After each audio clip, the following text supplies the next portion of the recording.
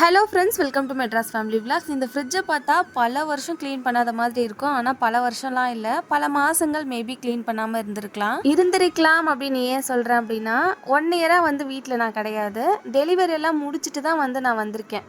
என்னோட வீட்டுக்கு வந்து ஒரு 2 மந்த்ஸ் ஆயிடுச்சு. 2 மந்த்ஸாக ஃப்ரிட்ஜு க்ளீன் பண்ணாமல் இருக்கீங்களா அப்படின்னா ஆமாம். ஒட்டுக்க என்னால் செய்ய முடியாது. 1 by 1 தான் எல்லாத்தையும் வந்து நான் டீப் க்ளீன் பண்ணிகிட்டு இருக்கேன். பெட்ரூம் தான் வந்து ஃபஸ்ட்டு வந்த உடனே அதை தான் வந்து க்ளீன் பண்ணேன். அதுக்கப்புறம் கிச்சன் கவுண்டர் டாப் அப்படின்னு சொல்லிட்டு எல்லாமே க்ளீன் பண்ணிட்டு பூஜை ரேக்கு இதெல்லாமும் எனக்கு வந்து ஒர்க் இருந்தது. ஒரே டைம்ல என்னால் எல்லாத்தையும் சேர்த்து வச்சு செய்ய முடியாது. ஏன்னா பாப்பாக்கும் வந்து ஃபீட் பண்ணணும். டஸ்ட் அலர்ஜி எல்லாம் ஆயிடுச்சுன்னா பாப்பாவுக்கு அஃபெக்ட் ஆகும். அப்படிங்கிறதால கேப் விட்டு தான் எல்லாமே க்ளீன் பண்ணிட்டு இருக்கேன். வந்த அடுத்த நாளே என்னோட பெட்ரூம் தான் டீப் க்ளீன் பண்ணேன். அதுக்கப்புறமா பூஜை ரேக் டெய்லி விளக்கேற்றணும் அப்படிங்கிறதால பூஜை ரேக்லாம் ஓரளவுக்கு நான் இப்போதைக்கு கொஞ்சம் தான் க்ளீன் பண்ணியிருக்கேன். டீப்பாக இன்னும் க்ளீன் பண்ணலை. க்ளீன் பண்ணிட்டு ஒரு சில விஷயங்கள்லாம் அதில் மாற்றி வைக்கணும். கிச்சனும் எல்லாமே ஓரளவுக்கு டீப் க்ளீன் பண்ணி எல்லாத்தையும் அரேஞ்ச் பண்ணி வச்சுட்டேன். அதுக்கே எனக்கு வந்து 2 மந்த்ஸ் ஆயிருக்கு. வீட்டுக்கு வந்து சென்னை வந்து 2 மந்த்ஸ் ஆயிடுச்சு. இவ்வளோ நாள் ஆயிருக்கு எனக்கு வந்து இந்த ஃப்ரிட்ஜை வந்து க்ளீன் பண்ணுறதுக்கு. லிஸ்ட்டில் கடைசியாக இருந்தது ஃப்ரிட்ஜு தான். ஸோ ஃபைனலாக அதையும் வந்து க்ளீன் பண்ண ஸ்டார்ட் பண்ணிட்டேன். இந்த ஃப்ரிட்ஜு மேட்டெல்லாம் கிளாஸோட ஒட்டி போய் அதை எடுக்கவே முடியல. ஒரு சில மேட் மட்டும் வந்துருச்சு. ஒரு சிலது அப்படியே எடுத்து கொஞ்சம் நேரம் தண்ணியில் ஊற போட்டு அதுக்கப்புறமா தான் எடுத்தேன். இந்த ஃப்ரிட்ஜு மேட்டெல்லாம் வந்து தூக்கி போட்டுடலாம் தான் பிளான் பண்ணியிருக்கேன். ஏன்னா அந்த அளவுக்கு கன்வீனியன்ட்டாக எனக்கு இல்லை. அப்படியே கிளாஸோடவே வந்து எல்லாத்தையும் ஃபிக்ஸ் பண்ணிடலான் தான் ஐடியா பண்ணியிருக்கேன். இந்த ஃப்ரிட்ஜ் மேட்டெல்லாம் வாஷ் பண்ணி ரியூஸ் பண்ணுறதுக்கு போட்டேன் அப்படின்னா கண்டிப்பாக பார்க்குற நீங்களே சொல்லுவீங்க, இந்த ஃப்ரிட்ஜ் மேட்டை தான் கொஞ்சம் மாற்றி போடாமா அப்படின்னுவீங்க. அந்த அளவுக்கு கொடூரமாக இருக்குது. நான் ஏன் திங்ஸ்லாம் எடுத்துட்டு அதுக்கப்புறமா வீடியோ எடுக்க ஸ்டார்ட் பண்ணியிருக்கேன் அப்படின்னா, ஸ்டார்டிங்கில் நான் வீடியோ எடுத்திருந்தேன் அப்படின்னா நீங்கள் ஸ்டார்டிங்லேயே போயிட்டு இருப்பீங்க. வீடியோ வந்து கிளிக் பண்ணி பார்த்துருக்கவே மாட்டீங்க. அந்த அளவுக்கு கொடுமையாக இருந்தது. வயசானவங்க ஸோ வெளியில் இருக்கிறத மட்டும் க்ளீன் பண்ணிட்டு மற்றபடி இந்த மாதிரி டீப்பாலாம் க்ளீன் பண்ண மாட்டாங்க. வயசு இருக்க நம்மளே 2-3 months ஒன்ஸ் தான் வந்து நம்ம இந்த மாதிரி டீப் க்ளீன்லாம் பண்ணுவோம். ஸோ அவங்கள வந்து எந்த குறையும் நம்மளால சொல்ல முடியாது. வயசானவங்க அவங்களால என்ன முடியுதோ அதை தான் செய்வாங்க. ஸோ என்னால் முடியிறப்ப எல்லாத்தையும் டீப் க்ளீன் பண்ணிட்டு இருக்கேன். ஒன்ஸ் நான் பண்ணிட்டேன் அப்படின்னா அதை அப்படியே மெயின்டைன் பண்ணிக்குவேன். வீக்லி ஒன்ஸ் ஓரளவுக்கு எல்லாமே டீப் க்ளீன் பண்ணிப்பேன். கிச்சன் கவுண்டர் டாப்பாக இருக்கட்டும், மற்றபடி இந்த ஆயில் கண்டெய்னர் இதெல்லாம் வந்து ஓரளவுக்கு எல்லாமே டீப் க்ளீன் பண்ணிப்பேன். அதுக்கப்புறம் இந்த கிராசரி வைக்கிற இடம் இருக்கு இல்லையா, அங்கே ஏதாவது டஸ்ட் இருக்குது அப்படின்னா எந்த இடத்துல டஸ்ட் இருக்கோ அந்த இடத்த மட்டும் ஓரளவுக்கு நான் வந்து டீப் க்ளீன் பண்ணி எடுத்துருவேன். அதே போல் இந்த ஃப்ரிட்ஜில் தயிர் மாவு வைக்காமல் இருக்கவே மாட்டோம். அதை வைக்கிறோம் அப்படின்னா கண்டிப்பாக ஏதாவது அழுக்கு படியும். அதை பார்க்குறேன் அப்படின்னா டக்குன்னு அதை வைப் பண்ணி எடுத்துருவேன். ஏன்னா க்ளீன் பண்ணுற கஷ்டம் இருக்கே, அது நமக்கு தான் தெரியும். குழந்தைங்களையும் பார்த்துட்டு இந்த மாதிரி டீப் க்ளீன் பண்ணும்போது அவ்வளோ வந்து டிப்ரெஷனாக இருக்கும். அவங்கள தூங்க வச்சுட்டு தான் இந்த மாதிரி க்ளீனிங் ஒர்க்லாம் நான் ஸ்டார்ட் பண்ணுவேன். மற்ற நாட்கள்லாம் நிறைய நேரம் தூங்குற பசங்க நம்ம ஏதாவது இந்த மாதிரி க்ளீனிங் ஒர்க் ஸ்டார்ட் பண்ணுறோம் அப்படின்னா கொஞ்ச நேரத்துலேயே தூங்கி அவ்வளோ ஃப்ரெஷ்ஷாக எழுந்து வந்து நம்ம செய்கிற வேலையை டிஸ்டர்ப் பண்ணுவாங்க. ஃப்ரிட்ஜெல்லாம் சுவிட்ச் ஆஃப் பண்ணிவிட்டு அதுக்கப்புறம் அந்த ஒயருமே நான் எடுத்துட்டேன். அதுக்கப்புறமா தான் வைப் பண்ணி எடுத்துகிட்டு இருக்கேன். ஏன் வந்து ஸ்க்ரப் பண்ணுறீங்க, ஏதாவது டேமேஜ் ஆகும் அப்படின்னு சொல்லிட்டு ஒரு சிலர் கேட்பீங்க. அந்த ஸ்பாஞ்சு ஸ்க்ரப் வரும் இல்லையா, அது வச்சு தான் நான் தேய்ச்சி எடுத்துகிட்டு இருந்தேன். அதுவுமே வந்து கரெக்ட் இல்லை தான். எதனா ஸ்ப்ரே வச்சு தான் நம்ம வந்து க்ளீன் பண்ணணும். ஸ்ப்ரே வச்சு அதை வைப் பண்ணி எடுக்கிறதுக்கு ட்ரை பண்ணேன். அதுலேருந்து ஒரு டாட் கூட மறைஞ்சு போகிற மாதிரி இல்லை. அவ்வளோ டர்ட்டியாக இருந்தது. அதனால தான் விம் ஜெல் வந்து நான் மிக்ஸ் பண்ணி ஸ்பாஞ்சு ஸ்க்ரப்பில் தான் வாஷ் பண்ணி எடுத்தேன். அந்த மாதிரி ஸ்க்ரப் பண்ணி எடுத்ததுக்கு அப்புறமா கூட எனக்கு அந்தளவுக்கு சாட்டிஸ்ஃபேக்ஷன் இல்லை. ஒரு ட்ரை கிளாத் எடுத்துகிட்டு ஒரு வாட்டி ஸ்ப்ரே பண்ணி அதுக்கப்புறமா இந்த மாதிரி தொடச்சி எடுத்து வச்சுருக்கேன். ஃப்ரிட்ஜு க்ளீன் பண்ணுறதுக்கு நான் வந்து ஃப்ரிட்ஜை ஓப்பன் பண்ணும்போது ஷார்ப்பாக 11 o'clock குழந்தைங்களெல்லாம் தூங்க வச்சுட்டு கரெக்டாக 11 o'clock நான் ஸ்டார்ட் பண்ணேன். இப்போ வந்து 4:30 ஆகுது. இடையில குழந்தைங்களும் எழுந்துட்டாங்க. அவங்கள பார்த்துக்கிட்டே இதை மட்டுமே நான் வைப் பண்ணி எடுக்கிறதுக்கே இவ்வளோ நேரம் ஆச்சு. இந்த ஃப்ரிட்ஜு ரேக்கு கிளாஸ் எல்லாமே வாஷ் பண்ணி ஒரு வாட்டி நான் வந்து நல்லா ட்ரை பண்ணிட்டேன். அதுக்கப்புறமா ஒரு ட்ரை கிளாத் வச்சு தொடச்சதுக்கப்புறமா எடுத்து ஃபிக்ஸ் பண்ணிட்டு இருக்கேன். எடுத்து அரேஞ்ச் பண்ணுறதெல்லாம் நைட்டு பார்த்துக்கலாம் அப்படின்னு சொல்லிட்டு லஞ்சு சாப்பிட கிளம்பிட்டேன். எவ்வளோ நேரம் ஆனாலும் இந்த ஒர்க்கு கூட எனக்கு அந்த அளவுக்கு அலுப்பு தெரியல. ஆனால் எது தேவை எது தேவையில்லை அப்படின்னு சொல்லிட்டு நம்ம செப்பரேட் பண்ணி அகைன் வந்து ஃப்ரிட்ஜில் எடுத்து ஃபிக்ஸ் பண்ணணும் பாருங்க. அதுதான் இருக்கிறதுலே மிகப்பெரிய வேலை. அது எப்படிடா செய்யறது அப்படின்னு ஒரு பயத்தோடவே எல்லாத்தையும் நான் வந்து ஃபிக்ஸ் பண்ணிட்டு இருக்கேன். ரொம்ப இம்பார்ட்டண்ட்டாக இருக்கிறத மட்டும் நான் ஃப்ரிட்ஜில் போட்டு வைக்க போகிறேன். ஏன்னா அதுக்கு மெயின்டைன் பண்ணுறது ரொம்ப கஷ்டமாக இருக்குது. எல்லாத்தையும் டீப் க்ளீன் பண்ணுறது அப்படிங்கிறது ரொம்ப ரொம்ப கஷ்டம். ஒரு லெமன் கட் பண்ணுறோம் அப்படின்னா கூட அது அந்த பாதியை வந்து அப்படியே எடுத்துகிட்டு வந்து இந்த ரேக்கில் வைப்போம். இந்த மாதிரி நிறைய வேலைகள்லாம் நம்ம வீட்டில் நடக்கும். அடுத்து யூஸ்க்கு வந்து அந்த 1/2 லெமன் எடுக்க மாட்டாங்க. அது அப்படியே இருக்கும். 1 month 2 மந்த்ஸ் அப்படியே இருக்கும். அது அப்படியே மெயின்டைன் ஆகி அது காஞ்சி ஒரு மாதிரி அழுகி போய் அந்த ஸ்டேஜ் வர வரைக்குமே அது அப்படியே இருக்கும். இது வந்து ஃப்ரிட்ஜா இல்லை டஸ்ட்பினா அப்படிங்கிற அளவுக்கு எல்லாத்தையும் எடுத்துகிட்டு வந்து இதிலே திணிப்போம். அது வந்து எல்லாரும் நிறைய பேர் பண்ணுற விஷயம் தான் நம்ம வீட்டில்.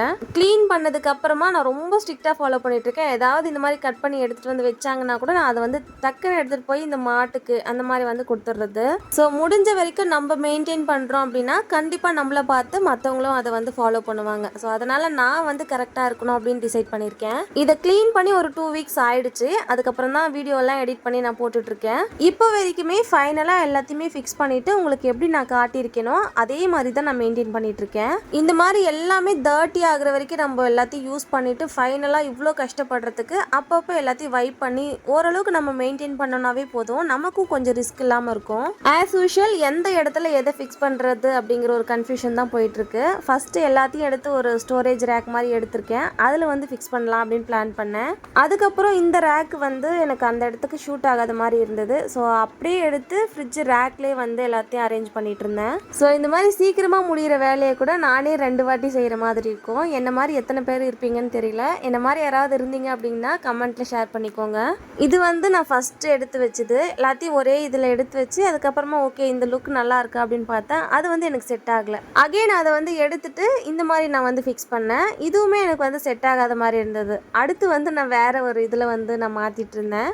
இந்த மாதிரி எல்லாமே அந்த இடத்துக்கு கரெக்டாக இருந்தால் மட்டும்தான் அரேஞ்ச் பண்ணி வைப்பேன். இல்லைனா மாற்றிக்கிட்டே இருப்பேன். என்னோட பார்வைக்கு எல்லாமே கரெக்டாக அழகாக தெரிகிற வரைக்கும் மாற்றிட்டே இருப்பேன். அது எவ்வளோ நேரம் ஆனாலும் சரி எனக்கு வந்து அது கரெக்டாக பர்ஃபெக்டாக இருக்கணும். நம்ம ஒரு இடத்த எல்லாத்தையும் டீப் க்ளீன் பண்ணிவிட்டு வாரி எல்லா பொருட்களும் அதே இடத்துல போட்டுட்டோம் அப்படின்னா கண்டிப்பாக அந்த இடம் ஆர்கனைஸ்டாக இருக்காது. லுக் வைஸும் நம்மளுக்கு வந்து சாட்டிஸ்ஃபேக்ஷனாக இருக்காது. ஸோ எந்தெந்த இடத்துல எதை வச்சா கரெக்டாக இருக்கும் அப்படின்னு நம்மளுக்கு வந்து சாட்டிஸ்ஃபேக்ஷன் ஆகிற வரைக்கும் நம்ம அந்த வேலையை செய்கிறோம் அப்படின்னா அதில் வந்து எந்த தப்புமே கிடையாது. நான் வந்து அந்த மாதிரி தான். நான் ஒரு இடத்த க்ளீன் பண்ணுறேன் அப்படின்னா அது வந்து ஆர்கனைஸ்டாக லுக் வைஸ் சூப்பராக இருக்கணும். அது வரைக்கும் ஒர்க் பண்ணிகிட்டே இருப்பேன். என்ன மாதிரி எத்தனை பேர் இருப்பீங்கன்னு தெரியல. அப்படி இருந்தால் கமெண்ட்ல ஐஃபை கொடுங்க. இந்த மாதிரி மசாலா ஐட்டம் இருக்கும் இல்லையா, சிக்கன் மசாலா, மட்டன் மசாலா, இந்த சாம்பார், ரசம் இதெல்லாம் வந்து ஓப்பன் பண்ணி இருக்கும். இதுக்கு வந்து இந்த மாதிரி ஒரு ஸ்கொயர் ஷேப்பில் ஒரு பாக்ஸ் இருக்கும். அதில் வந்து நான் போட்டு வச்சு ஃப்ரீசரில் வச்சிருவேன். இது வந்து பேக்கெட் மசாலா அப்படிங்கிறதால இது மேலே எனக்கு அந்த அளவுக்கு ட்ரஸ்ட் கிடையாது. அதனால் ஃப்ரீசரில் போட்டு விட்டுருவேன். சீக்கிரமாக கெட்டு போயிடும் அப்படிங்கிற மாதிரி எனக்கே ஒரு தாட் இருக்கும். அதனால இந்த மாதிரி ஃப்ரீசர்ல போட்டு வச்சிட்டோம் அப்படின்னா தேவையானப்போ எடுத்து யூஸ் பண்ணிக்கிறது.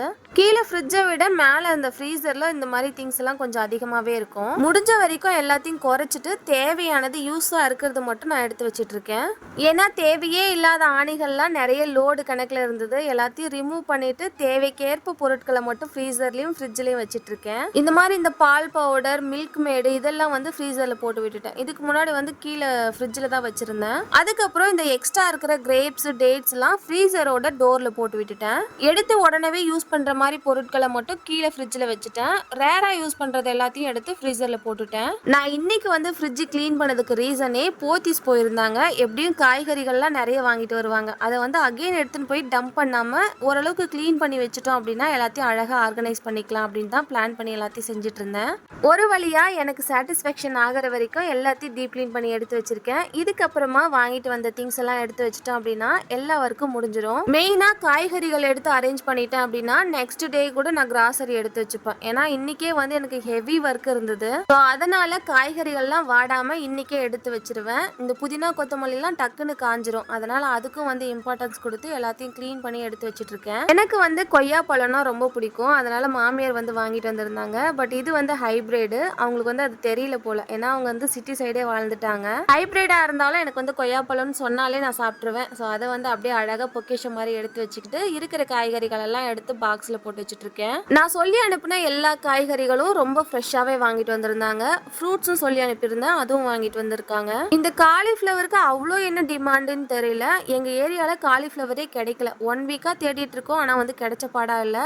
சரி அட்லீஸ்ட் போத்தீஸ்லையாவது கிடைக்கும்னு பார்த்தா இந்த மாதிரி குட்டி குட்டி பீஸை வந்து கட் பண்ணி போட்டு அதுக்கப்புறம் ஒரு பேக்கெட்டில் ஃபில் பண்ணி கொடுத்துருந்தாங்க.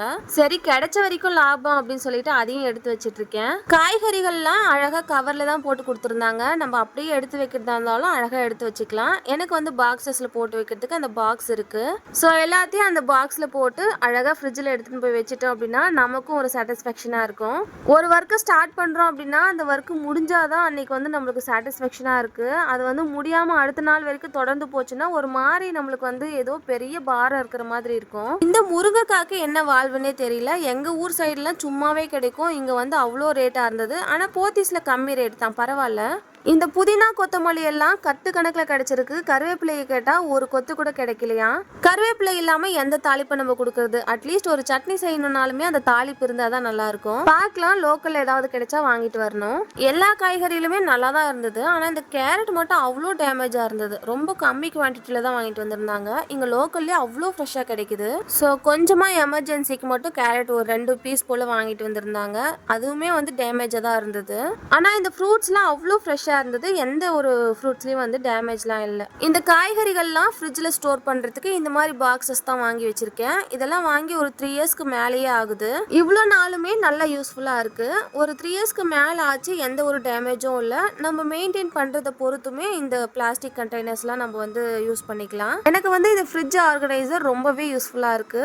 இந்த ஸ்டெய்னர் மாதிரி ஒன்று இருக்கும். இப்போ நம்மளுக்கு தண்ணி எல்லாம் ஏதாவது விடுது அப்படின்னா அதை வந்து கீழே வந்து கலெக்ட் ஆயிட்டு மேலே இருக்க வெஜிடபிள்ஸ், கீரை ஏதாவது போட்டு வைக்கிறோம் அப்படின்னா அதெல்லாம் நல்லா ஃப்ரெஷ்ஷாக இருக்கும். தண்ணி விட்டு ஒரு மாதிரி அழுகி போகிற மாதிரி அந்த இதெல்லாம் கிடையாது இதில்.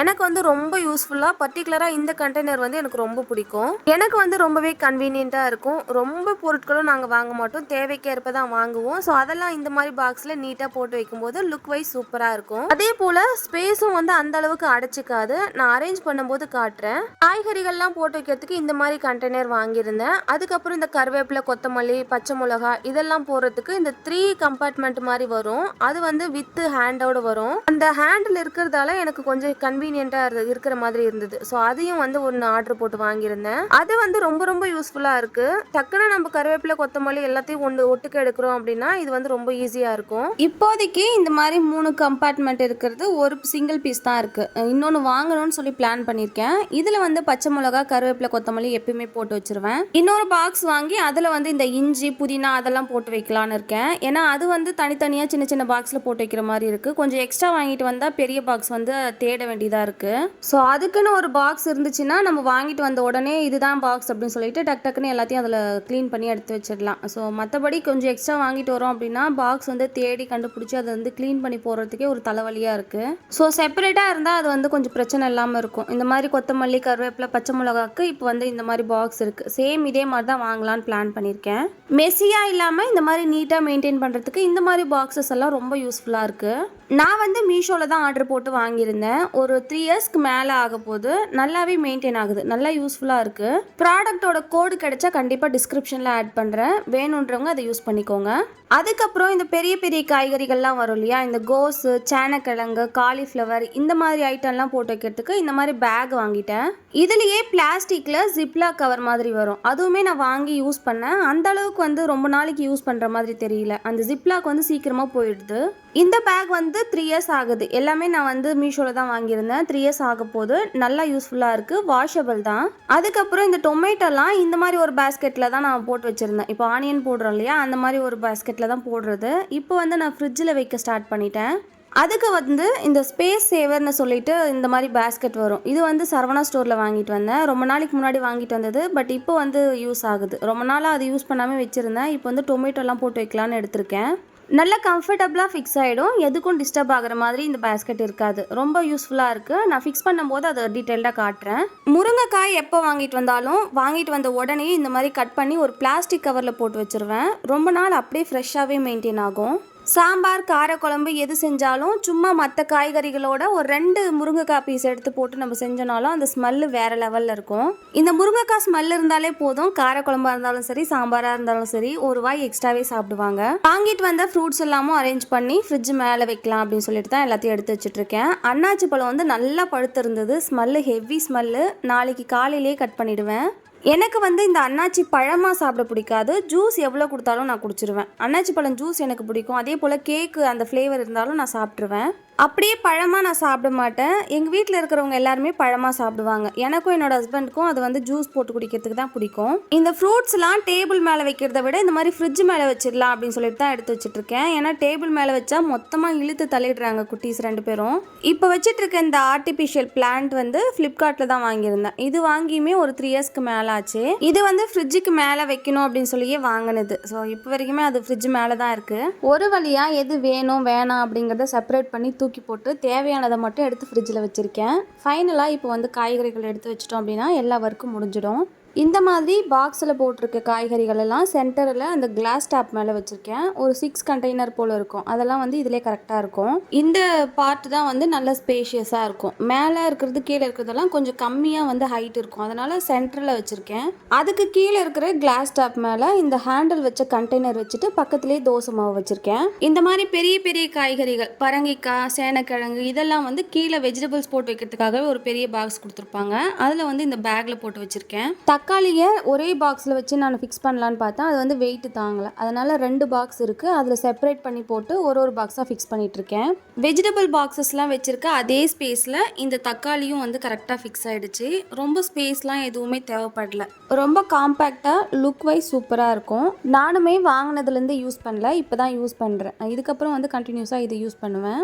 அவ்வளோதான், காய்கறிகள் எல்லாமே எடுத்து வச்சாச்சு. கடைசியாக பன்னீர் மட்டும் வாங்கிட்டு வந்திருந்தாங்க. அதை எடுத்து ஃப்ரீசரில் போட்டுட்டு ஒர்க்கை வந்து நான் ஃபினிஷ் பண்ணிட்டேன்.